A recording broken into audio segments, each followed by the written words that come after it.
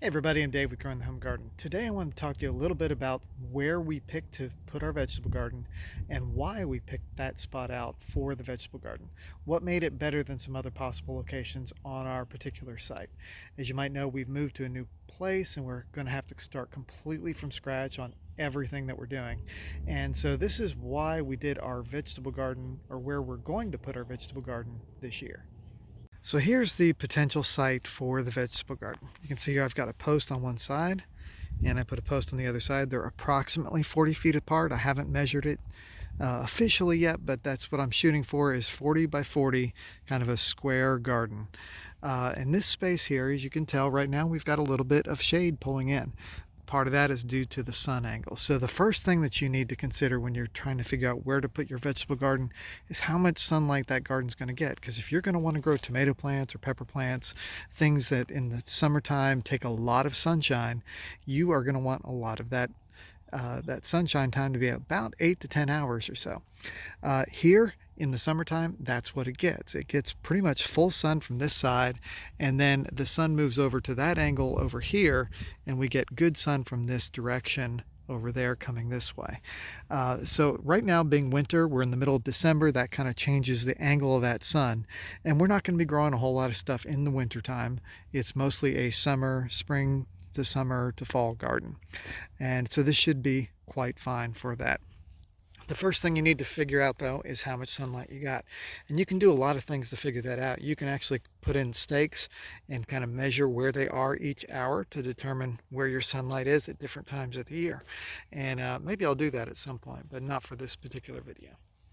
Another thing you are going to have to look at is the soil quality and what you're planning to do with it. Our property has got quite a few of these type of stones here that are just at random. Over here you've got some good soil right there. This used to be a spot where they had cleared off a lot of the topsoil from the site, and there was a huge mound here at one point that eventually got leveled off, and so here is some good dirt that was in various different parts of the property. But of course, we've got these standing stones. So I'm very certain that there's going to be rock underneath these things in various spots. Now, is that going to affect me with raised beds? Probably not, because you can do a raised bed on top of rock if you got about 8 to 10 inches of soil for your plants to grow. Just as long as you've got some good drainage underneath it, you'll be fine. So if you look here, you can see some pretty good looking soil. Of course, soil tests will be sure to check out exactly what you have in there, how your nutrient content and all that kind of stuff. This garden will likely be kind of our first year garden. It's not set in stone. We're not putting any permanent structures up right away. We're going to use some wire fencing on tall poles to keep the deer out, and that way we can move it around if we need to adjust things. So if we got to pull this a little further away from the wooded area, we can do that. If we need to find better soil, we can do that. So you may notice in the background there is a utility pole up here. This is just the electric line that goes to our house, and we're going to do the vegetable garden underneath that. We're not going to be putting up any kind of permanent structures that are going to be a problem. We're not going to be growing anything that's really tall. Probably the tallest we'll grow is asparagus, which will be about 5 to 6 feet tall at the most. So there's not going to be anything that's going to interfere with those power lines. And there's no lines that are underground at this point, so it should not be an issue with our vegetable garden. But if you have a concern about something like that and you have some power lines you have to work around, call your utility department and try to get that figured out with them. Now, another big consideration is a water source. If you look over there, we're not too far away from this frost-free spigot that we put in. But if we had just stuck with what we put on the house, we'd be quite a long distance away, and we'd need to actually get some hoses out here that are of considerable length. So what we ended up doing is we had a water line run under here, or water line comes over there and then comes under the driveway and pops up over to here. So we're not too far away from where the garden area is going to be. We were thinking ahead when we did that. So you want to be close enough to a water source that it's not going to be too inconvenient, because you cannot control the rain. It's going to either come or it's not going to come, and you're going to have to supplement it at some point with additional water. You can do rain collection systems and things like that, but again, you're going to be limited, and you need to have a good water source that's a backup, if nothing else. Another consideration is slope. If you check up over there, you see where those beehives are. There is probably at least a 10-foot drop in slope from between that location and where I am. It may be a little bigger than that. It's really hard to tell when you're just standing here. Uh, but if you've got a slope like that, it's going to have water runoff coming this direction. So here, the water is running kind of toward the garden, and it should be good for the soil over here. Now, the other thing, if you don't have a flat site like what we've got right there, you can terrace into your slope and help control that water from running off and creating erosion. Just kind of go parallel to the slope, coming across like that with your beds, so that each little step will kind of absorb some water and slow down the water as it goes down the hill. Now over here on this side of the house might have been a decent location to do it, would be close to the water source and everything. But what's bad about this spot here is in the summertime, those trees are all gonna have leaves on it, and it's gonna create a good bit of shade over here.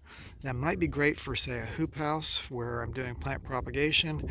In fact, I'm considering that right now as a possible location to just do a hoop house over here and just have like shade cloth on it, and just so I can root plants and things like that. But for a vegetable garden, probably not the greatest of locations. So you also need to pay attention to areas that you can't build in or cannot put anything on. Uh, for example, right here, we have a septic tank there, and then it has a line that comes straight over here that goes over to this field area. That's where the field lines are. They are basically lines that have been buried into the ground that allow the wastewater from the house to kind of go into the soil. And you don't want to disturb that soil because it can mess up your system and it can cause problems. So there's really nothing we can do in this area that requires any sort of digging into the ground. I have thought that I could possibly do some annual and perennial beds up here that are on the surface, that are not things that we harvest vegetables or food that we're going to eat, but things that will maybe attract pollinators, or we could collect seed from. So as long as we're not disturbing the soil and we're building on top, kind of doing a no-till method on it, we could probably do that just fine. So to recap things a little bit here, the first thing, make sure you got plenty of sunlight. Also, make sure that you've got a decent soil that you're going to be working with, or you have a plan like raised beds. Raised beds are a great option if your soil is a little bit questionable, especially in this area of Tennessee where we end up dealing with a lot of rock. The other thing is make sure that you're close to a water source. You can use tap water, you can use rain collection, you can use all kinds of different things, well water, all that stuff works, but just make sure you have something that you can use that's reliable and easy to get to. So I hope that was interesting and helpful to you. If it was, hit the like button and subscribe. And the next video that I want to be working on is going to be actually setting the corners for the vegetable garden for our posts. We're going to use a little bit of math to solve that problem, and you can check that out and see that very soon. Especially if you subscribe, you won't miss it. So thanks for watching, and we'll catch you next time.